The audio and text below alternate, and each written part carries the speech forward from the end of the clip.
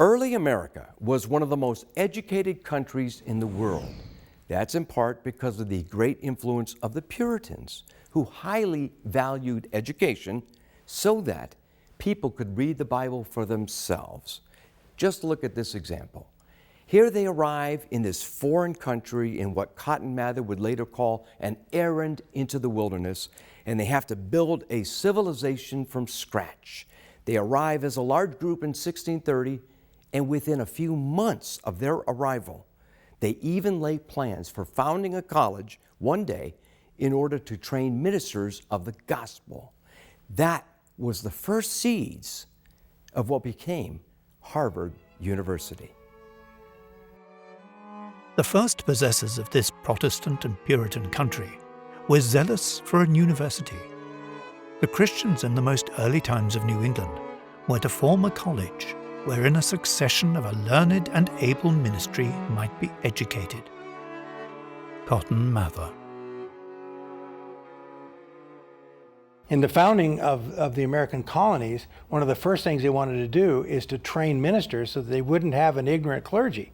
They wanted to have men of wisdom in the pulpit, and they became the intellectuals of the community and the center focus of education and teaching. There is a plaque in stone at the entrance of Harvard which declares, "After God had carried us safe to New England, and we had built our houses, provided necessities for our livelihood, reared convenient places for God's worship, and settled the civil government, one of the next things we longed for and looked after was to advance learning and perpetuate it to posterity, dreading to leave an illiterate ministry to the churches when our present ministers shall lie in the dust." The genesis of what we call today Harvard took place on September 8, 1630, within the first year of the arrival en masse of the Puritans, when some of the Puritan leaders held a general council in Boston. They conceived of such a university, and they advanced a small sum to that end, £400. Cotton Mather comments on this inconspicuous beginning. It was then a day of small things. One of the mottos early on comes from Jesus' prayer in the 17th chapter of the Gospel of John. "And this is life eternal, that they might know thee, the only true God, and Jesus Christ, whom thou hast sent." They came to name the town of the new college Cambridge, in honor of Cambridge University, where Reverend Harvard had gone to school. Cambridge, Massachusetts, is named after Cambridge University. They hoped that this new Cambridge might live up to the reputation of the Cambridge in the Old World. History does not record much about the short-lived Reverend John Harvard, who was born in England in 1607. He was a young minister newly arrived from England, who soon after, in 1638, died of consumption, that is, tuberculosis. Cotton Mather says of him that he was a reverend and excellent minister of the gospel. Harvard's will granted £779, 17 shillings and 2 pence for the pious work to be built in Cambridge. He also donated 400 books to the new institution. So to honor his memory, in the late 1630s, the General Court of Massachusetts named the school established 2 years earlier, in 1636, after him. The original motto in Latin was, "Truth, that is, veritas, for Christ and the Church." In the early 20th century, the school jettisoned the last part of the phrase, leaving only veritas.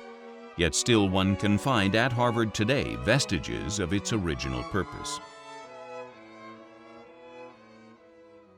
The Harvard laws declared the students, whom they called scholars, and the professors should read and study the Bible diligently at least twice a day.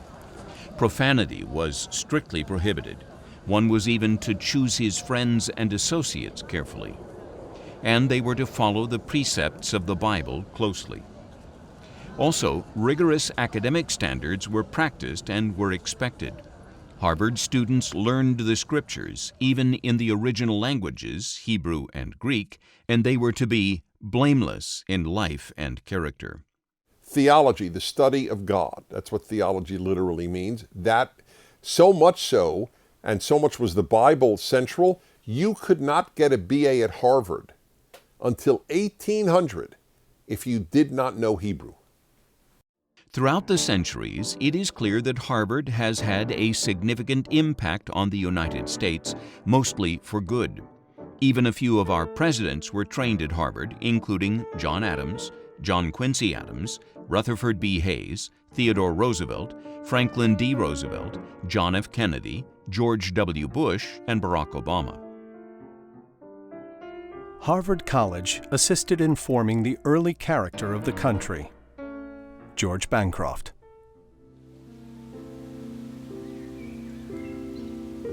Harvard slowly began to be cut off from its initial Christian moorings in the early 19th century because of Unitarianism. However, long before that happened, a Puritan divine warned against anyone turning Harvard away from its spiritual roots. Puritan John Wilson wrote a poem dedicated to the most pious and reverend John Harvard. He noted, "Chosen of God to found through grace divine, for Christian learning an enduring shrine. If darling heresies delight afford, and ye deny your conscience and your Lord, how will ye spurn the path your founder trod? How tempt a covenant-keeping God?" John Wilson.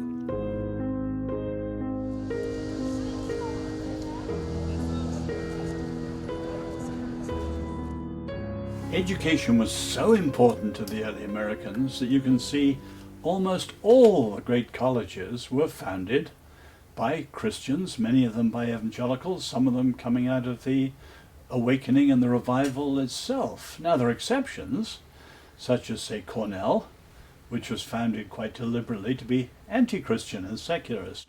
But most of the great ones, like Harvard, Yale, Princeton, Dartmouth, go on down the line, were founded by Christians, many of them by evangelicals, who realized that schooling is absolutely vital to the transmission of faith and also of freedom. I remember one time Dr. D. James Kennedy commented on the point that some secularists think that Christians are, by and large, ignorant. And Dr. Kennedy said, well, you know, I don't think the Reverend John Harvard would agree that Christians are ignorant, nor would the Puritan leader Elihu Yale, nor the Presbyterian elders that founded Princeton, end quote. And we could go on down the line. The Bible played a unique role in shaping American education. But today, often the Christian influence seems to have all but disappeared in many of those places. Recently, Harvard has hired as their head chaplain a so-called devout atheist. It wasn't atheism that built Harvard. All I can say is, oh Lord, revive the work of thy hands. For Providence Forum, I'm Jerry Newcombe.